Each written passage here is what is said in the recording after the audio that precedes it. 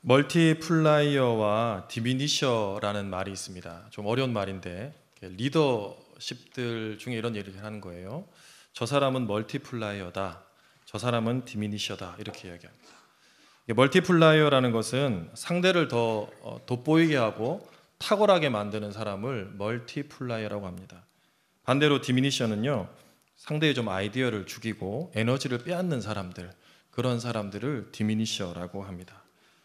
쉽게 이야기하면 인생에 만나면 플러스가 되는 사람이 있고 만나면 마이너스가 되는 사람이 있다는 것입니다. 여러분들은 어떤 사람들이 되고 싶으십니까? 조력자 대 지시자, 포용자 대 비판자, 상담가 대 독설가 중에 말입니다. 믿는 사람들은 언제나 멀티플라이어, 사람들을 살리고 또 사랑의 이야기를 들어주고 그들을 포용하는 사람들이 되어줘야 합니다. 왜냐하면 예수님께서 그렇게 우리들을 받아주셨기 때문입니다. 믿음은 항상 우리에게 새로운 동기를 부여하고 새로운 영감을 불어넣습니다. 인생에서 참으로 중요한 것이 어떤 사람을 만나느냐입니다. 누구를 만나느냐에 따라 여러분의 인생이 기쁘기도 하고 슬프기도 한답니다. 바꿔 얘기하면, 또 다르게 이야기하면 여러분들은 상대에게 어떤 사람이 되어주어야 하겠습니까? 오늘 우리 그것에 대해서 같이 한번 나누어 보고자 합니다. 제가 만든 단어인데요, 이제 만남이 참 중요하다 이거잖아요. 그래서 만남은 만남이다, 이렇게 한번 제가 표현해 봤습니다. 지금 이해하셨나요? 이게 만나는 것은 맛이 나야 된다는 거예요. 서로의 만남은 맛있어야 되는 거예요. 만남은 만남이다. 역시 수준이 높으십니다. 계절은 색을 만나야 그 맛이 납니다. 여러분, 여름 하면 무슨 색이 떠오르시나요? 뭐 초록색, 파란색 이렇게 떠올라야 되잖아요. 여름 하는데 갈색 이상하잖아요. 지금 길을 걷다 보면요, 노랗고 빨간 단풍이 이렇게 지고 있더라고요. 어제도 제가 이렇게 산책을 했는데 저희 딸과 참 아름답고 이쁘다, 가을 맛이 난다, 이렇게 생각했습니다. 어떤 사람들은 이 가을을 이렇게 표현하더라고요. 이 가을에 하나님을 이렇게 표현합니다. 하나님은 방화범이시다. 이거 좀 이해하고 들으세요. 문학적 표현이에요. 그것도 연쇄 방화범. 매년 가을이 되면 저 설악산부터 이 단풍불이 어느새 우리의 동네, 우리의 마을, 제가 걷는 이 골목길까지 쫙 퍼진다는 거예요. 네로 황제도 오줌 싸개 어린이도 아닌데 왜 자꾸 하나님은 이렇게 이 세상에 단풍불을 놓으시는 걸까? 그건 아마도 욕망과 탐욕의 이 도시를 황홀하고 아름다운 불길로 전수하고 싶으신 게 아닌가. 그리하여 우리의 마음속에도 욕망과 탐욕을 태우시고 사랑과 감사의 불을 던지시려는 게 아닐까. 계산에 지치고 속도에 시달려 차갑게 식어버린 우리의 가슴에 다시금 사랑의 온불을 지피러 오신 게 아닐까. 하나님은 방화범이시다. 어떻습니까? 아멘입니까? 여러분, 이처럼 가을의 색깔을 만날 때 제 맛이 납니다. 제가 설교를 준비하면서 아내에게 좀 이렇게 반응이 있는지 없는지 저희도 좀 모르잖아요. 그래서 물어봅니다. 좀 얘가 짓궂게 아내한테 물어봤어요. 하나님은 방화범이셔? 이러니까 갑자기 맞다는 거예요. 하나님 왜 방화범이야? 이렇게 나와야 되는데 그 이유를 물어보니까 하나님께서는 우리 모두에게 성령의 불을 지펴주시기 때문에 그렇다. 아멘입니까? 아멘입니다. 하나님께서는 우리에게 마음에 성령의 불을 지펴주시잖아요. 하나님은 또 우리에게 방화범이세요. 자, 이처럼 맛을 만나야, 제대로 된 만남은 맛이 난다는 것입니다. 요리도 제대로 된 맛을 만나야, 제대로 된 사람을 만나야 맛이 납니다. 맛이 없는 평범한 재료도 엄마의 사랑을 만나면 어떻게 됩니까? 아주 맛있어지잖아요. 저는 어릴 때 저희 어머니가 미각에 큰 문제가 있는 줄 알았습니다. 싱거워요. 싱거워. 그냥 거의 원재료야. 원재료를 그냥 씹는 것 같아요. 근데 친구 집에 갔는데 김치볶음을 먹는데 너무 맛있는 거예요. 달고 짜고 막 새콤하고.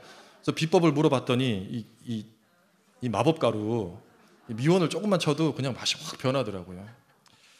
그런데 나이가 들고 지금은 집에 가서 어머니 음식을 먹으면 참 맛있습니다. 예, 그 맛 따라갈 수가 없어요. 본연의 그 정말 먹으면 먹을수록 깊은 그 맛이 있잖아요. 왜 그렇습니까? 음식 재료가 어머니의 사랑을 만나면 그 맛은 인류 요리사도 따라갈 수 없는 훌륭한 요리가 된다는 것입니다.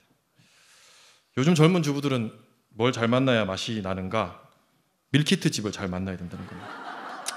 소문이 얼마나 빠른지. 왜 웃으세요? 경험 있으세요? 네. 얼마나 빠른지 이 집은 찌개가 맛있고 저 집은 조림류가 맛있고 저 집은 절임류가 맛있고 막 소문이 얼마나 빠른지. 또 늦으면 없다고 엄청 빨리 가요. 교회는 늦으면서 또 그런 데는 안 늦어요. 또 가서 그냥 열심히 다 사가지고는 그냥 준다는 거예요. 제가 그 반찬들을 먹어보니까 신비한 체험을 했습니다. 분명히 이게 오징어, 오뎅, 뭐 나물 다 다른데 맛이 똑같아요. 다시 다 맛이 나. 그런 놀라운 은혜를 경험했습니다. 예. 뭐 이처럼 사실 진짜 음식의 맛은 어머니의 사랑, 그 사랑이 진짜 맛을 내는 겁니다. 우리의 인생 또한 마찬가지예요. 그냥 만나면 맛이 없어요. 자신의 가치를 알아주는 사람을 만날 때 진짜 맛이 납니다. 얼마 전에 지나가면서 들은 얘기예요. 여러분 그 손주가 있으신 분들이 되게 귀엽잖아요. 손주가 얼마나 귀엽고 그냥 정말 아침에 봐도 좋고 저녁에 봐도 좋고 덮어놓고 봐도 좋고 섞어놓고 봐도 좋고 너무 좋은데 진짜 더 귀여운 방법이 있습니다. 그거는 딱 휴대폰을 열어놓고 손주를 이렇게 자랑하는 거예요. 진짜 근데 그 권사님은 10,000원을 내놓고 자랑했대요. 우리 손주 봐라 이렇게 하면서 자랑했다는 겁니다. 그럴 때 서로 아우 귀엽다, 아우 너무 이쁘다, 어떻게 이렇게 귀여운 생명이 있나 이렇게 박수 치면서 서로 호응해주고 서로 기뻐해줄 때 어때요? 만나는 맛이 나죠. 그게 맛이 나는 겁니다. 그 가치를 알아주는 그 사람을 만날 때 참 맛이 난다는 겁니다. 그리고 여러분의 가치를 알아봐주는 공동체를 만날 때 사는 맛이 나요. 그 공동체가 어딥니까? 한수막 교회인 줄로 믿습니다. 목장인 줄 믿습니다. 이 안에서 영적으로 서로 교제하고 사랑하고 섬기고 나눌 때 우리의 사는 맛이 난다는 거예요. 오늘 그 제대로 된 맛을 보여주는 사건이 있습니다. 바로 바울과 브루스길라와 아굴라 부부의 만남입니다. 제가 2절을 한번 읽어드립니다. 아굴라라 하는 본도에서 난 유대인 한 사람을 만나니 글라우디오가 모든 유대인을 명하여 로마에서 떠나라 한 고로 그가 그 안에 브루스길라와 함께 이달리아에서부터 새로 온지라 바울이 그들에게 가매 이렇게 되어 있습니다. 이 짧은 한 절 안에 많은 정보가 함축되어 있어요. 아굴라라는 사람은 원래 영어로 폰투스라고 하는 본도 출신입니다. 지금은 터키에 속해 있는데요. 그곳에서 태어나 살면서 마지막으로 로마로 이주했습니다. 디아스포라 유대인이죠. 그리고 거기서 천막업으로 아마 많은 돈을 벌었을 것입니다. 그런데 로마의 4대 왕이며 게르마니쿠스 카이사르라고 불렀던 오늘 이 본문의 글라우디오 황제 때 큰 사건이 일어납니다. 로마에서 폭동이 일어났어요. 소요 사태가 일어났습니다. 왜 그러냐? 그 로마에서 크레투스라는 사람이 있었다고 합니다. 유대인인데 이 크레투스라는 사람이 계속해서 크레투스를 지지하는 사람들이 모여가지고 로마에 항거하고 유대인과 다퉜다는 거예요. 크레투스 들어보면 뭐랑 비슷합니까? 크레투스 그리스도 비슷하게 들리죠. 예. 그래서 많은 학자들이 의견은 분분합니다만 이 크레투스가 그리스도였다. 그리고 그리스도를 믿는 많은 유대인들이 유대인 회당에 직접 찾아가서 지금 새로운 메시아가 이 땅에 오셨으니 너희들이 제대로 된 예수 그리스도를 믿어라. 그러니까 어떡합니까? 이 싸움이 나잖아요. 로마에서 계속 소요 사태가 일어나니까 로마 황제가 야 이거 안 되겠다. 지금 로마에 살고 있는 유대인들은 로마의 시민권을 가지고 있지 않는 유대인들은 모두 로마를 떠나라. 이렇게 추방령을 내렸습니다. 그래서 무려 25,000명의 로마 시민권이 없는 유대인들이 로마를 떠나 뿔뿔이 흩어졌습니다. 그리고 당시 무역업으로 가장 경제가 활발했던 고린도에 많은 사람들이 이주하게 되었습니다. 그리고 그 중에 오늘 본문에 브루스길라와 아굴라 부부도 함께 있었습니다. 아마 그들은 로마에 살면서 큰 뜻이 있었을 거예요. 아마 큰 빌딩도 아마 있었을 거고 이 천막업으로 너무 사업이 잘 돼가지고 돈도 많이 벌었을 것입니다. 야 앞으로 분점을 내가지고 더 큰 천막업으로 내 이름을 알리리라 라는 번듯한 계획도 있었을 것입니다. 그런데 그들이 한 번도 생각해 보지 못한 이 폭동 때문에 그들이 단 한 번도 가보려고 하지 않았던 고린도, 그 고린도에 그들이 정착하게 되었다는 것입니다. 새로운 곳에 가면 새롭게 시작해야 되죠. 특히 사업을 하는 사람들이 새롭게 가면요, 그건 보통 일이 아닙니다. 새로 이렇게 신뢰도 쌓아야 되고요, 자기의 실력도 보여줘야 되고요, 새로 지경을 넓혀야 되기 때문에 사실 오늘 이 브리스길라와 아굴라 부부의 상황은 그렇게 녹록한 상황만은 아닙니다. 어찌 보면 두 부부는 새로운 고난과 환난과 연단의 시간에 직면한 사람들이었을 것입니다. 오늘 바울 또한 어땠을까요? 바울은 15장부터 이어진 2차 전도 여행 때부터 많은 고난을 받았어요. 빌립보에서는 감옥에 갇혔고요, 데살로니카에서는 유대 회당에서 소요를 일으키다가 잡히기도 하였습니다. 그리고 아덴에서는 전도하다가 아테네 철학자들과 토론이 붙었는데 좀 이렇게 약간 밀리는 그런 느낌이었습니다. 그리고 오늘 이 고린도에 와서는 온갖 욕설을 들으며 수치를 당하며 공격받기도 했습니다. 바울 또한 사실은 지금 상황이 그렇게 녹록한 상황은 아니었습니다. 좋은 상황은 아니었다는 것입니다. 둘 다 지금 자신의 계획대로, 자신의 생각대로 되지 않은 형국 가운데 쉽게 얘기해서 마이너스의 인생을 살고 있는 상황이었습니다. 둘 다 자기의 생각대로 되지 않는 이 상황 가운데서 하나님은 그 두 부부를, 그 두 가정을 하나님의 계획대로 정밀하게 인도하셔서 고린도에서 만나게 해 주셨습니다. 그리고 그들의 만남을 통해 서로의 인생이 플러스가 되었습니다. 바울은 이 두 부부의 헌신적인 섬김으로 고린도에 무려 1년 6개월을 머물렀습니다. 그리고 1년 6개월을 머무르면서 데살로니카 전서를 썼고요, 1년 6개월 동안 안정적으로 고린도에서 복음을 전하였고요, 그리고 3차 전도 여행 이후 다시 고린도로 와서 복음의 진수인 로마서를 썼습니다. 어떻게 이 모든 일이 가능했습니까? 브루스길라와 아굴라의 만남을 통해, 그들의 헌신적인 섬김을 통해 바울은 그런 사역을 할 수 있었습니다. 브루스길라와 아굴라 부부 또한 마찬가지입니다. 제가 오늘 이 본문을 딱 묵상해 보니까 딱 나오더라고요. 바울이 목자, 브루스길라와 아굴라가 목원이에요. 지금 목장 모임 1년 6개월 동안 한 겁니다. 이제 아멘 하시죠? 이들이 열심히 목장 모임 한 거예요. 5W 하고 목장 헌금해서 바울 전도여행 보내고, 그들이 열심히 섬긴 이후 브루스길라와 아굴라는요, 그 아볼로라는 사람이 있었는데 그분도 열심히 전도를 하는 사람이었지만 이분이 요한의 세례밖에 몰랐습니다. 그런데 바울에게 들은 바 요한의 세례가 아니라 성령 세례도 있다는 것을 이 부부가 알았거든요. 그래서 이제 이 목원인 아볼로를 다시 불렀습니다. 앉아보십시오. 그것만이 있는 것이 아니라 성령의 세례마저도 있습니다라고 교정을 해 주었고, 그들은 자신의 집을 교회로 내어놓는 신실한 믿음의 사람들, 주님께 쓰임받는 사람이 되었다는 것입니다.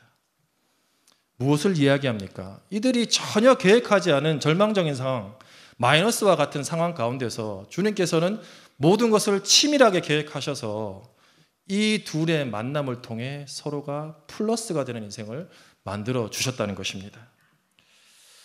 이것이 하나님의 오묘한 섭리임을 우리는 발견합니다. 사랑하는 교우 여러분, 우리가 살아가는 때 생각대로 되지 않을 때, 우리의 계획대로 되지 않을 때도 많이 있습니다. 때로는 그럴 때 저 집은, 저 사람은 저렇게 잘 나가는데 나 왜 이렇게 평범할까? 하나님 좀 왜 그러시나요? 이렇게 생각할 때도 있습니다.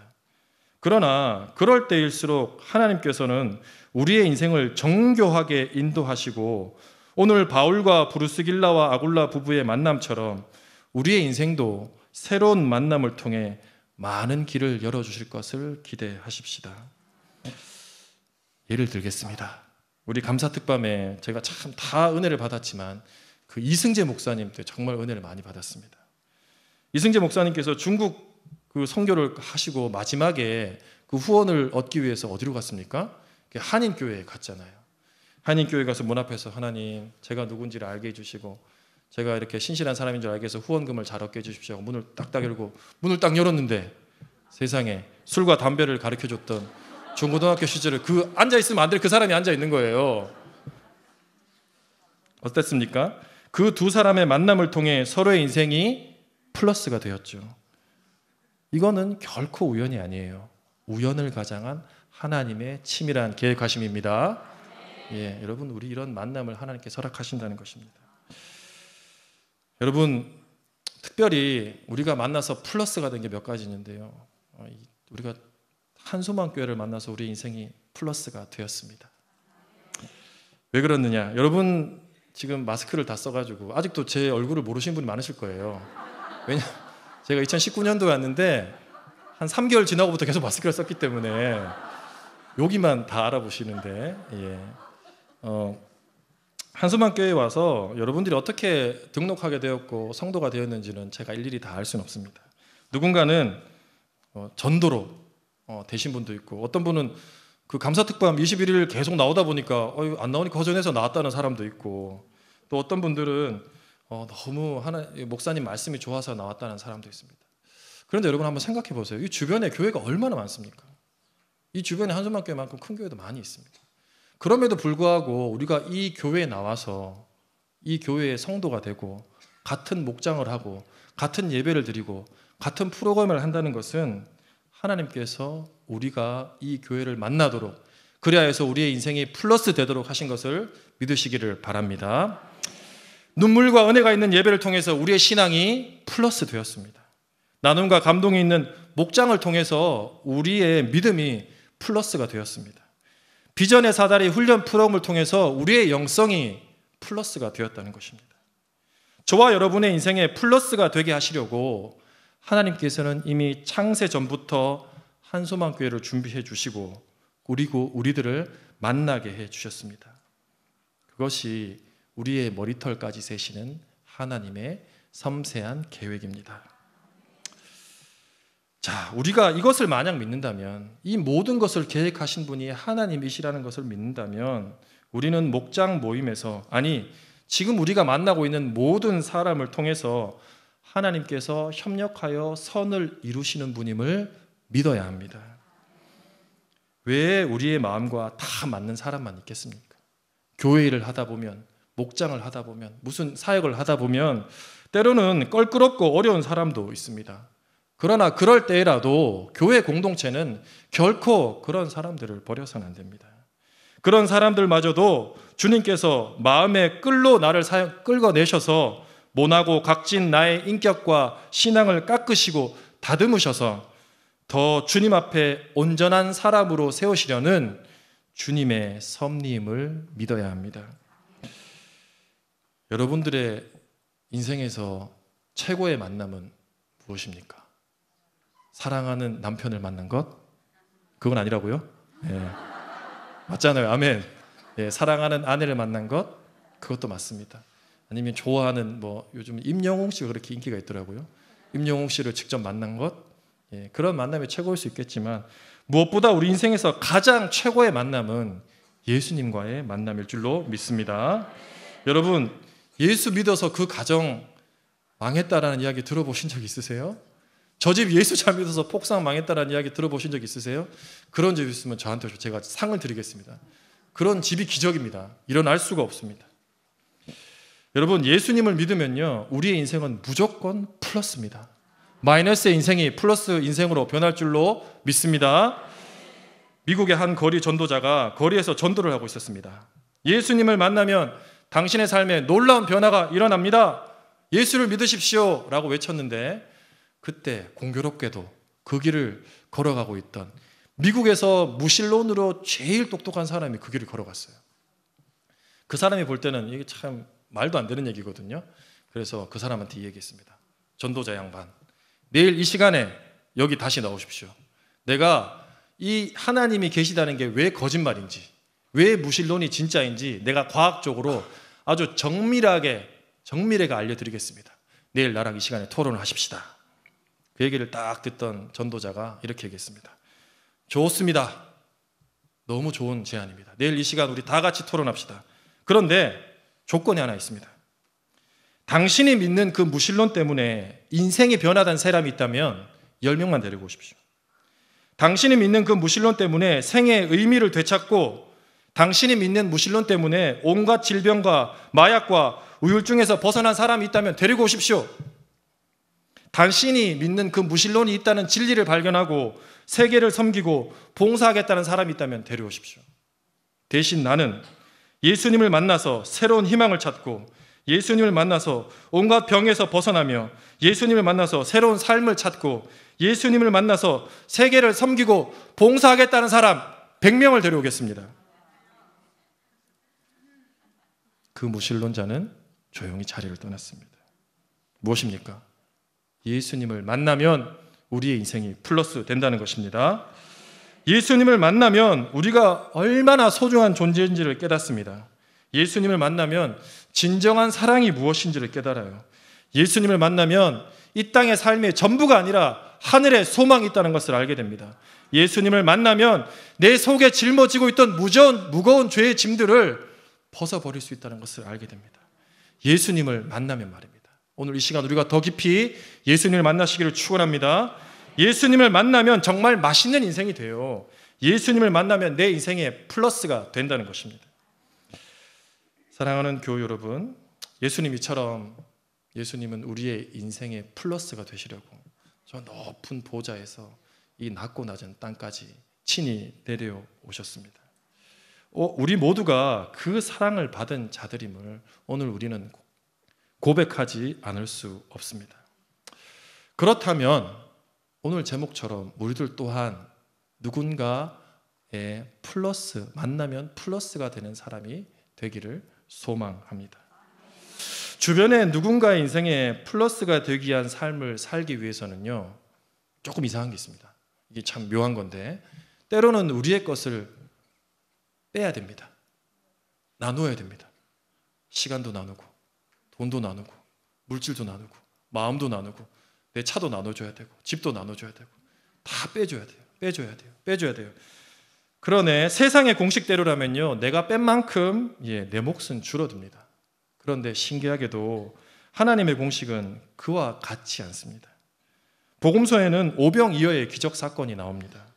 5,000명이나 되는 사람들이 예수님의 말씀을 듣고 다 배가 고파졌어요. 먹을 게 없는가 이렇게 고민하고 있는데 어린 소년이 자기가 가진 도시락을 주님께 드렸습니다. 누군가 인생의 플러스가 되기 위해 자신의 도시락을 뺀 것입니다. 그런데 어떻게 됐습니까? 5,000명이 배불리 먹고 12광줄이나 남게 되었습니다. 아마 그 남은 12광줄이는 소년한테 줬을 거예요. 그죠? 그거 뭐 가져가서 뭐 하겠습니까? 너가 이렇게 헌신했으니까 이거 다 너 가져가라. 이 기적에서 우리에게 알려주는 사건은 분명합니다. 예수님께서 이렇게 말씀하시는 것 같아요. 내가 생명의 양식이다. 그러니 너희들 걱정하지 말아라. 너희들 것을 나눌 때 내가 더욱 풍성하게 나누어 주겠다. 하나님께서 이렇게 말씀하십니다. 마태복음의 달란트 비유 또한 마찬가지입니다. 마태복음 25장 29절의 말씀입니다. 무릇 있는 자는 받아 풍족하게 되고 없는 자는 그 있는 것까지 빼앗기리라. 여러분의 것을 나누면, 그래서 다른 이들의 인생에 플러스가 되게 하려고 할 때 하나님께서는 그것을 그냥 보지 않으시고 그것을 더 어여삐 여기셔서 더 나누고 섬길 수 있도록 여러분들에게 더 풍성히 부어 주실 것입니다. 오늘 우리가 함께 알아본 브루스길라와 아굴라 부부, 마지막으로 하나만 짚고 마무리하도록 하겠습니다. 이 브루스길라라는 뜻이요, 작고 늙은 부인이라는 뜻입니다. 이 이름에서 우리가 유추해 보듯이 브루스길라와 아굴라 부부는 그렇게 젊은 부부는 아니에요. 아마 은퇴를 앞두고 있는, 이미 은퇴를 했을 수도 있는 그런 부부였습니다. 그런 나이임에도 불구하고 이들은 하나님께서 이 모든 상황을 세밀하게 인도하시는 주님이심으로 믿고 순종하여 바울의 전도 사역에 동참하고 아볼로를 목원 삼았으며 성경을 가르쳤고 자신의 고린도 집과 로마의 집을 교회로 내어 놓았습니다.